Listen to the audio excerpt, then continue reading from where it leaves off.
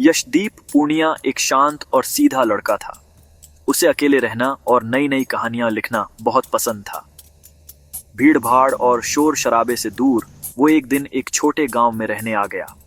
गांव में एक पुराना घर था जिसे सब पुरानी हवेली कहते थे।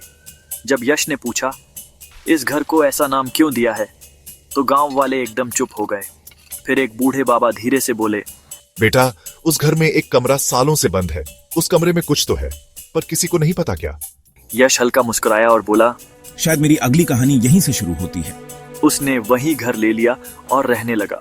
शुरू के कुछ दिन सब सामान्य था, लेकिन कुछ दिन बाद एक रात यश की नींद खुल गई। उसे लगा जैसे किसी ने दरवाजा खटखटाया। आवाज उस बंद कमरे से आ रही थी। वो धीरे से टॉर्च लेकर दरवाजे के पास गया। दरवाजा बंद था, लेकिन ताले से हल्की सी आवाज आ रही थी, जैसे कोई अंदर से छू रहा हो। अगली रात फिर वही हुआ। इस बार एक धीमी सी आवाज आई, प्लीज मुझे बाहर निकालो। यश डर गया।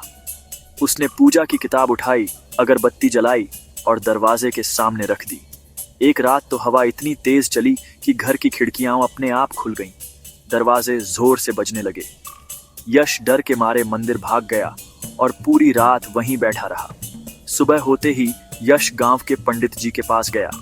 पंडित जी बोले, बेटा, बहुत साल पहले उसी हवेली में एक लड़का रहता था। उसका नाम भी यशदीप पूनिया ही था। वो एक रहस्य कहानी लिख रहा था, लेकिन कहानी पूरी होने से पहले उसकी मौत हो गई। लोग कहते हैं उसकी आत्मा आज भी उस कहानी को पूरा करवाना चाहती है।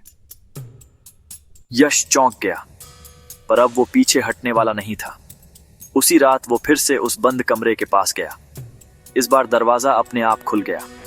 अंदर एक पुरानी सी मेज थी, टूटी कुर्सी और एक धूल भरी डायरी। डायरी पर लिखा था, जो मेरी कहानी पूरा करेगा वही मुझे शांति देगा।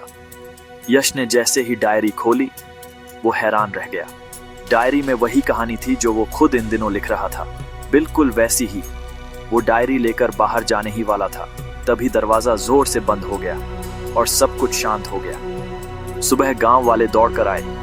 हवेली का दरवाजा खुला था, लेकिन यश कहीं नहीं था। बस कमरे की मेज पर एक नई किताब रखी थी। किताब का नाम वो बंद दरवाजा। लेखक यशदीप पूनिया, जो अब किसी को कभी नहीं दिखेगा।